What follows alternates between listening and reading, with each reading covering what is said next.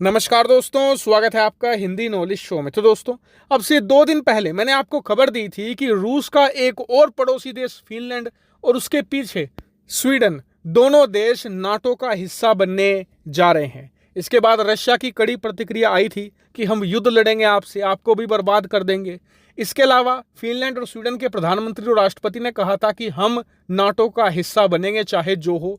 वहीं इसके बाद जो नाटो के प्रेसिडेंट हैं, उन्होंने भी कहा था कि फिनलैंड और स्वीडन को नाटो में शामिल करने का जो पूरा प्रोसेस होगा वो बहुत ही फास्ट और बहुत ही स्विफ्ट तरीके से कराया जाएगा, ताकि रशिया को कोई भी एक्शन लेने का मौका ही ना मिले। लेकिन रशिया को मौका मिल चुका है और ये मौका और किसी ने नहीं, तुर्की ने दिया है। दरअसल आप सभी लोग जानते होंगे कि तुर्की नाटो का ही सदस्य देश है। अब नाटो में अगर आपको शामिल होना है ना, तो एक शर्त जो आपको फॉलो करनी ही करनी है वो ये कि नाटो में जितने भी देश शामिल हैं, आपको सभी के साथ बहुत अच्छे संबंध बनाने होंगे। क्यों? क्योंकि जब वोटिंग होती है आपको शामिल कराने की संगठन में, तो सभी देशों की हाँ होनी चाहिए। अगर एक ने भी ना कर दिया ना, तो वहां पर वीटो लग जाएगा, आपको उसमें शामिल नहीं कराया जाएगा।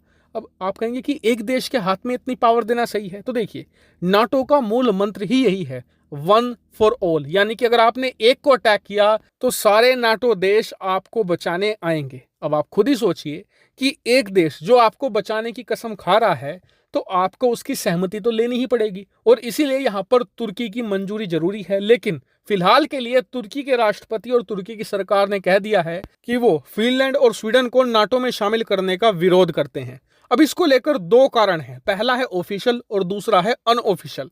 तो दोस्तों, जो तुर्की की सरकार है उसका कहना यह है कि हम फिनलैंड और स्वीडन को नाटो में इसलिए शामिल नहीं कर सकते क्योंकि ये कुर्दों के बड़े सपोर्टर हैं।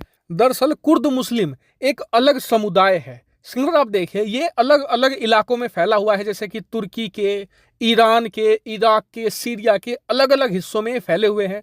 और जो मैं आपको ये डार्क एरिया दिखा रहा हूं ना, इनका सपना ये है कि ये कुर्द मुस्लिमों का एक अलग देश बनेगा जिसका नाम होगा कुर्दिस्तान। अब जितने भी ये देश हैं, चाहे सीरिया हो, तुर्की हो, ईरान हो, इराक हो, ये सभी इस आइडिया को अपोज करते हैं और कुर्दों के खिलाफ कई लड़ाइयां भी हो चुकी हैं। अब तुर्की का मानना यह है कि जो फिनलैंड और स्वीडन है, ये नॉर्डिक कंट्रीज हैं, ये हमेशा से ही इन कुर्दों को समर्थन देते हैं, हथियार देते हैं, पैसा देते हैं, साथ ही ह्यूमन राइट के नाम पर इन्हें सपोर्ट भी दिया जाता है डिप्लोमेटिक तौर पर, और तुर्की इसका नुकसान झेलता है। ऐसे में तुर्की का कहना यह है कि जो 2 देश तुर्की को तोड़ने वालों को समर्थन देते हैं, हम उन्हीं की सुरक्षा की कसम कैसे खा ले। ये तो है ऑफिशियल। अब बात करते हैं अनऑफिशियल, जो मीडिया में घूम रही है बातें। दरअसल यहां पर यह कहा जा रहा है कि पिछले 5-6 सालों में रूस और तुर्की के बीच नजदीकियां बढ़ी हैं। ऐसे में यहां पर रूस ही वो कारण है जिस वजह से तुर्की यहां पर कुर्दों का बहाना देकर फिनलैंड और स्वीडन को मना कर रहा है नाटो में आने से। और इसके पीछे ठोस कारण यह भी है कि पिछले कुछ सालों में कुर्द बहुत ही ज्यादा कमजोर पड़े हैं। वो इस स्थिति में है ही नहीं कि वो एक अलग देश की मांग कर सके। लेकिन ये बात भी सत्य है कि जब जब तुर्की ने कुर्दों पर बमबारी करी है, तो फिनलैंड और स्वीडन ही वो 2 देश थे जिन्होंने अंतर्राष्ट्रीय मंचों पर बड़े जोर शोर से तुर्की के खिलाफ मोर्चा खोला है। तो ऐसे में मुझे लगता है कि दोनों ही बातें सही हैं। तुर्की अपनी पुरानी खुन्नस भी निकाल रहा है और रशिया की मदद भी कर रहा है। लेकिन बात करें फिनलैंड स्वीडन की, उनका क्या रिएक्शन है? तो वो कह रहे हैं कि हम तुर्की के साथ मिलकर बातचीत करेंगे, उनके जो भी कंसर्न होंगे हम उन्हें हल करेंगे। ऐसे में देखने वाली बात यह है कि तुर्की किस तरीके से यहां पर मानता है।